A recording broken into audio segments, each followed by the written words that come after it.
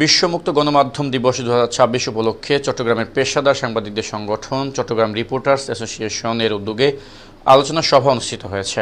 রোববার দুপুরে নগরীর চট্টগ্রাম শিশু একাডেমি হলে সংগঠনের সভাপতি সোহাগ আরেফিনের সভাপতিত্বে এবং সাংস্কৃতিক বিষয়ক সম্পাদক আমিনুল হক শাহিনের সঞ্চালনায় অনুষ্ঠানের প্রধান অতিথি হিসেবে উপস্থিত ছিলেন চট্টগ্রাম প্রতিদিনের উপদেষ্টা সম্পাদক আয়ন শর্মা।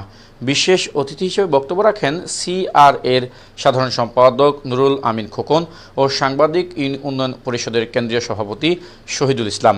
অনুষ্ঠানে আরও উপস্থিত ছিলেন রাজু আহমেদ, রুবেল, সাইফুদ্দিন রমিজ, জহির উদ্দিন বাবর, শাফায়েত মোর্শেদ, মুস্তাফিজুর রহমান, রিয়াজউদ্দিন, রতন বড়ুয়া ও শাহেদুর রহমান মুর্শেদ সহ আরও অনেকে। হিসেবে কাজ করতে বিভিন্ন মাঠে ঘাটে বিভিন্ন সংস্থাতে যখন যাই, আমাদের অনেক কিছু বোঝা উচিত যে আমরা কোনটা করতে পারবো, কোনটা করতে। এই ধারাতে আমাদের এই মুক্ত গণমাধ্যম চলতেছে এবং মনে হয় সেই ধারা অব্যাহত থাকবে। গত বছরে ইউনূস সরকারের শাসনামলে এক বছরে 496 জন সাংবাদিক নির্যাতনের শিকার হয়েছে। এগুলোর কোনো বিচার হয়েছে? এগুলোর কোনো বিচার আমরা দেখছি? কিভাবে দেখবো? আমরা সাগররুনি হত্যার বিচারে দেখি নাই, আজকে 18 বছরের মতো হয়ে গেল। তাহলে আসলে এই যে সকলে বা আজকে বিভিন্ন আইনের বেড়াজালেও আক্রান্ত। মুক্ত গণমাধ্যম আজ হামলা আর মামলার মধ্যে সীমাবদ্ধ।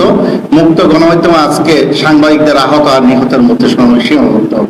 এটাই হচ্ছে আমাদের বাংলাদেশের মুক্ত গণমাধ্যম দিবসের একটা নজির এবং বাস্তব চিত্র।